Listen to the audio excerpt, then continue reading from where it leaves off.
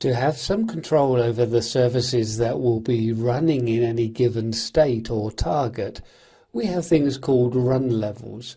These run levels are known as targets on systems that are based around System D. And of course, CentOS 7 is a System D based system. We're going to look at how we can change run levels, go to different run levels without having necessarily to reboot the machine, as well as being able to set the default run level so when the system starts up without any intervention, it can be taken to that default run level target. So moving out now through to our command line of our CentOS 7 host, we can see I've logged on as a root user, so I have supervisory privileges through to the system. If I use the command who, it will show who's logged on to the system. I'm actually logged on as Tux, and I've gained root access using the su command. If I use who with the -r, this then shows me that I'm currently in run level 5. Well, run level 5 now is the graphical target. And this is the machine that has the graphical environment. So even though I'm working at the command line, because I am remoting in using the PuTTY SSH client installed on Windows, we have got a graphical environment underneath. We can bring the server up. And this is a representation of my server virtual machine. So we are running the graphical environment, and this is called then run level 5, but that's more of a legacy term. We now call it the graphical target, because why use numbers? Well, we have to explain what those numbers are, whereas graphical target is self-explanatory. Now we could work at the server console, but we get a better font definition by using PuTTY. So I'm just going to Control L to clear this out. If I use the command run level, this is another way that we can see our current run level. So we can see it using who and through run level. Remember, it's who -r.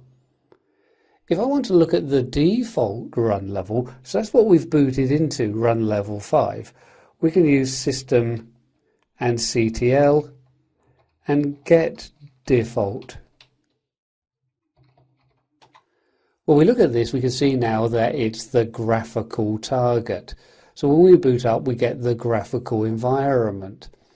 If I want to change, we can then use system ctl, and we can use set default. With that set, we can then go through and use multi-user dot target.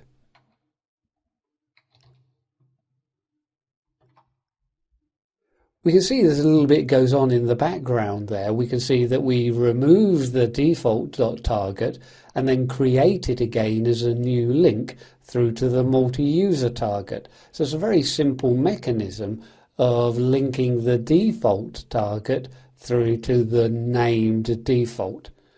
The multi-user is the old run level 3, if you like, and that's the same as the graphical environment, but without the graphics. So it just allows multiple users to be logged on over the network, but we don't start up the display manager service. If I rebooted the system now, when we start it up, we would go directly through to the multi-user target.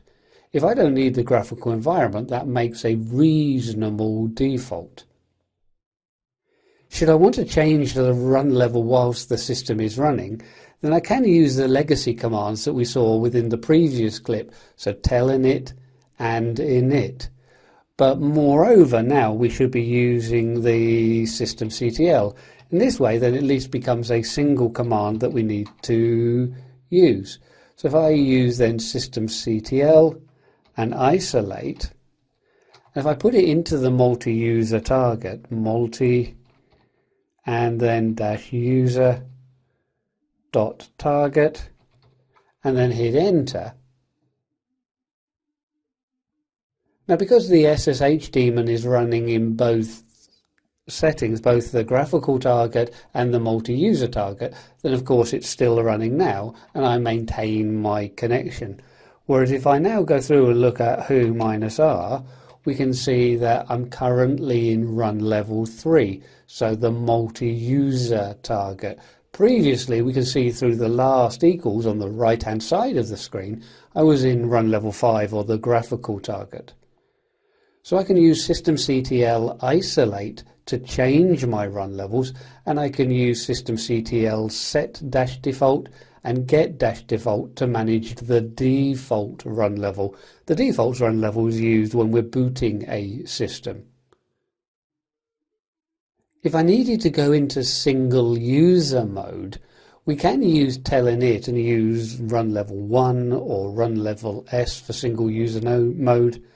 I'm not going to change it because it will actually then stop our networking, but it's now called the rescue.target rather than the single user mode.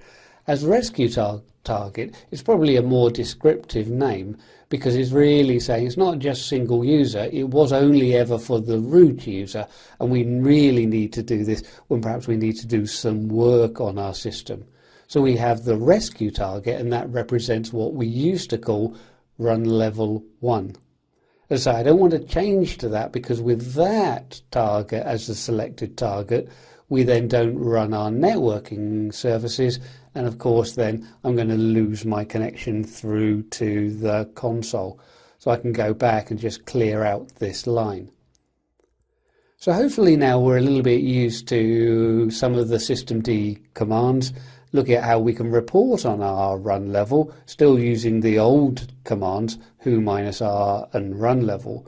But then we've seen using systemctl, we can change our run level using isolate, and we can set our defaults. Having introduced the concept of this rescue target, we're going to look now at booting up our system, and we're going to boot up our system through to the rescue target.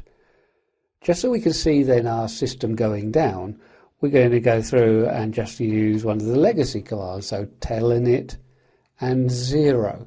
So with this, remember, we're going to power off our system. So of course now that I get my fatal error as we've lost our network connection, but this is halting our system.